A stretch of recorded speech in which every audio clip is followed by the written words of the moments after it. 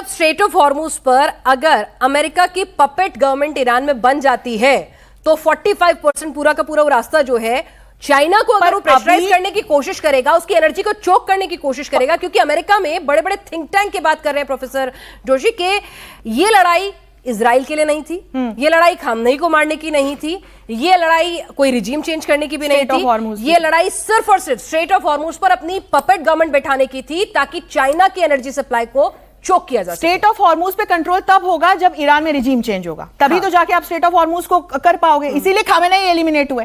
एक लक्ष्य से बहुत सारे टेंजेंट्स जुड़े हुए हैं। और अभी ईरान क्या कर रहा है? अभी उसने स्टेट ऑफ हॉर्मूज चोक कर दी, उसे सबसे ज्यादा नुकसान किसका हो रहा है पिनाज? अभी भी तो चीन का ही हो रहा है।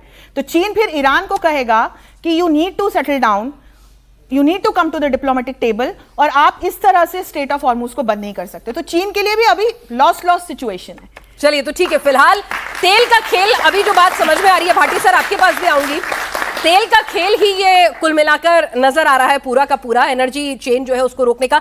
फखर, जिस तरह से अभी आप थोड़ी देर हमारे साथ तकनीकी कारणों से नहीं थे, तो अभी जो हमारी चर्चा में निकल कर आया उसमें यह आया है कि भाई सबसे ज्यादा अगर इस युद्ध में कोई परेशान होने वाला है तो चीन है। अब पाकिस्तान के लिए दिक्कत यह है कि उसकी दोस्ती चीन से भी बहुत बढ़िया है, उससे भी वो हथियार खरीदता है, पैसे लेता है, इंफ्रास्ट्रक्चर बनवाता है, और अमेरिका से भी बहुत अच्छी दोस्ती है। अमेरिका ईरान में रिजीम चेंज चाहता है ताकि चीन की एनर्जी सप्लाई रोक सके। अब भाई आप दोनों के दोस्त तो नहीं बन के रह सकते ना, इंटरनेशनल रिलेशन इतने भी खूबसूरत नहीं होते हैं। देखिए पिनाज, मेरे ख्याल में अगर ये बात मैं कहूं तो फिर इंडिया के रशिया और अमेरिका के साथ एट ए टाइम क्यों ताल्लुकात हैं, ईरान और सऊदी अरेबिया के साथ इंडिया के क्यों ताल्लुकात रहे हैं। चले अब नहीं होंगे, सर वेंटिलेटर पे नहीं चलते ना, दिक्कत ये है हमारे नेता लोग ये नहीं कहते कि वेंटिलेटर खींच लेंगे तो फिर मर जाएंगे। सर हमें आईएमएफ में, फखर साहब हमें आईएमएफ में किसी की हेल्प की जरूरत नहीं है सैंक्शन कराने के लिए कि मेरी सरकार चलती रहे। We are the largest growing economy sir, तो ये सब बातें तो नहीं करिए। आपने क्वेश्चन किया, जिसकी जेब में पैसा होता है वो दोस्ती सबसे रख सकता है।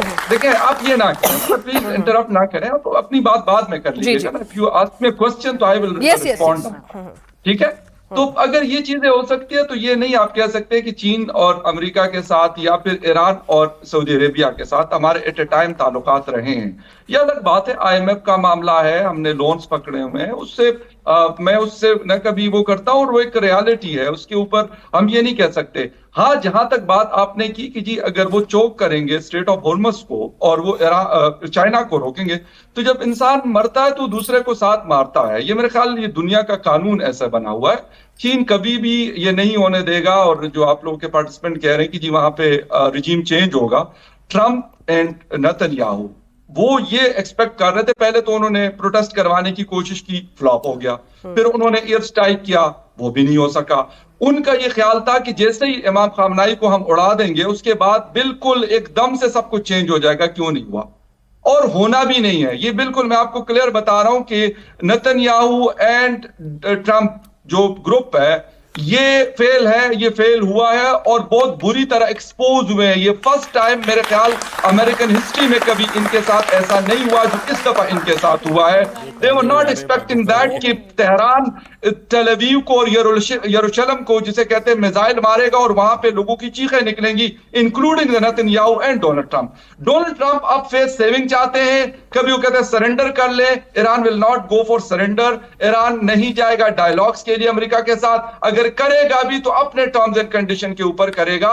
मेरे ख्याल में सबकी नजरें इसके ऊपर है। हाँ, मुझे इस बीच एक बड़ी हैरानकुन जो मुझे चीज लगती है वो प्राइम मिनिस्टर मोदी साहब की खामोशी मुझे लगती है को मुकम्मल साइलेंट मूड पे। मुझे नहीं पता कितने बड़े हमने मुलाकातें कर ली है, डिप्टी एफएम से भी कर ली सर, थोड़ा अपडेट रहिए। ठीक है, दोस्त रहा है जो जहां का चाबहार पोर्ट आपने 10 साल के लिए लिया हुआ था। मुझे हैरानगी होती है कि मतलब उस पर इतनी खामोशी क्यों, उसका शिप डबो दिया गया, उस पे आप लोगों की खामोशी नहीं सर, खामोशी नहीं है, थोड़ा अपडेट हो जाइए। हमने बाकायदा प्रेस रिलीज की है, वहां के डिप्टी एफएम से मुलाकात की है, जरा पढ़ लिया कीजिए फखर साहब।